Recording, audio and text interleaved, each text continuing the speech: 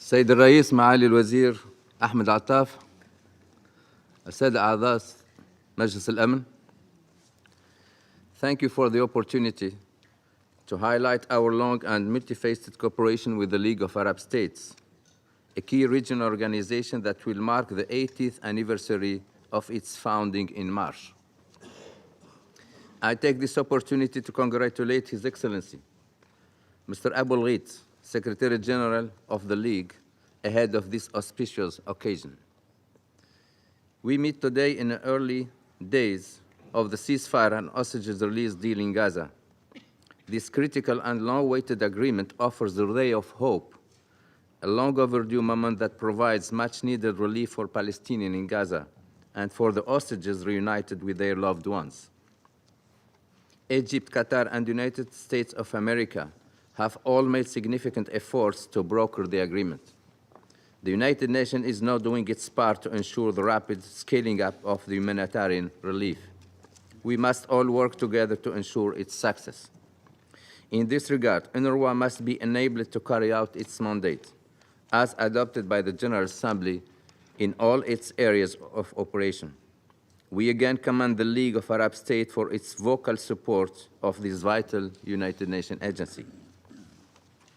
The United Nations Secretary General remains deeply concerned about the continuing violence in the occupied West Bank, particularly the ongoing large-scale military operation in Jenin, which has reportedly resulted in Palestinian casualties. The League has always supported the Palestinian people, including through its efforts to rally international support for a ceasefire. The international community has a shared responsibility to support efforts toward a just and lasting resolution of the Israeli-Palestinian conflict.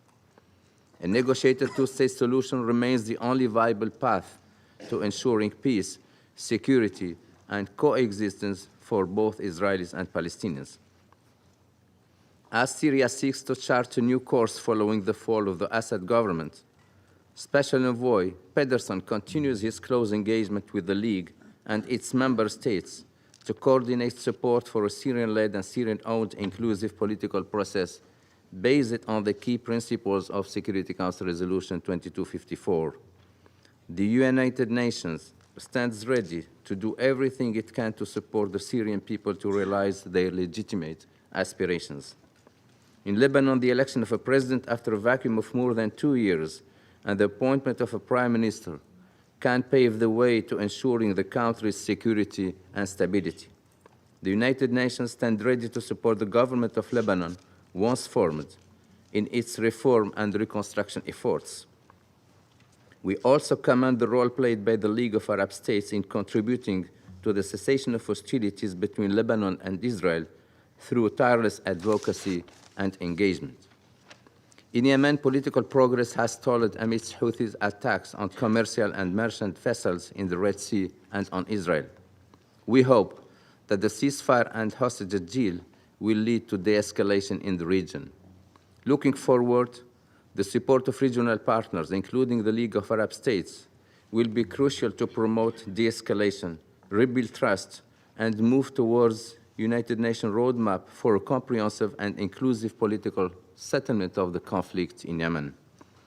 The political deadlock persists in Libya, and the fragile status quo risks being destabilized through unilateral actions.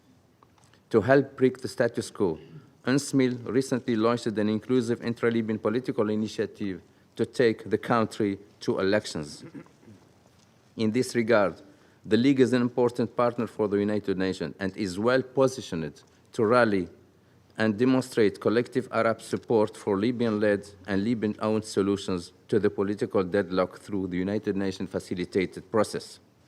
Finally, we remain extremely concerned about the situation in Sudan, which continues to deteriorate. The fighting is devastating the lives of Sudanese civilians, threatening the future of the country and impacting a region already based by deep fragility, conflicts, and displacement. Diplomatic efforts must be intensified to finally bring an end to the conflict. Personnel Voil Amamra is working tirelessly to support mediation efforts and promote dialogue to bring an end to the war. We commend the efforts of the League, including in bolstering multilateral coordination by convening the first iteration of the consultative group on Sudan in June last year.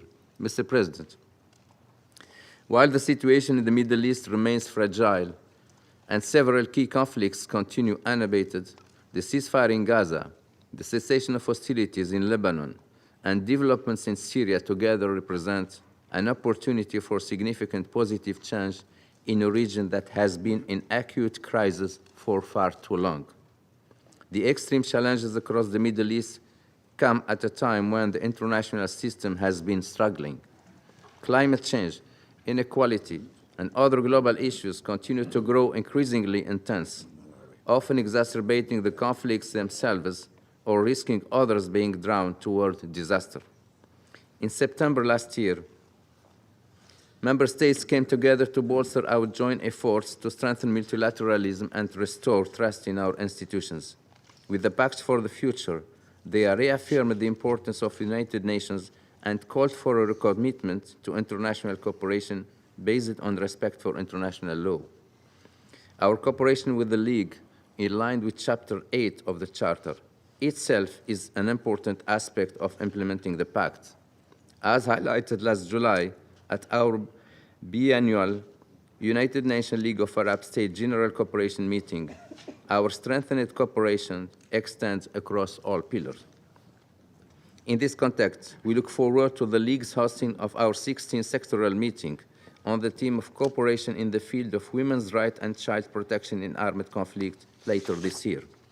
In recent years, the United Nations has supported the League on the Youth, Peace and Security agenda, efforts that have culminated in the landmark Arab Regional Youth, Peace and Security Strategy and work towards a draft action plan for its implementation.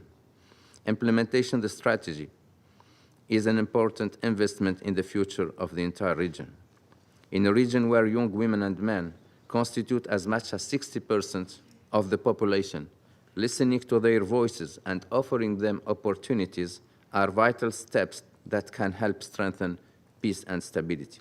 Mr. President, the League of Arab States was founded in March 1945, several months before our own organization was established in October of that year. We have since enjoyed a strong partnership based on robust cooperation for decades, and we see this continuing far into the future. We commit to continue our partnership with the League of Arab States to augment our joint efforts to improve the lives of people across the Arab region and beyond. Shukran, Sayyid Rais. I thank Mr. Khalid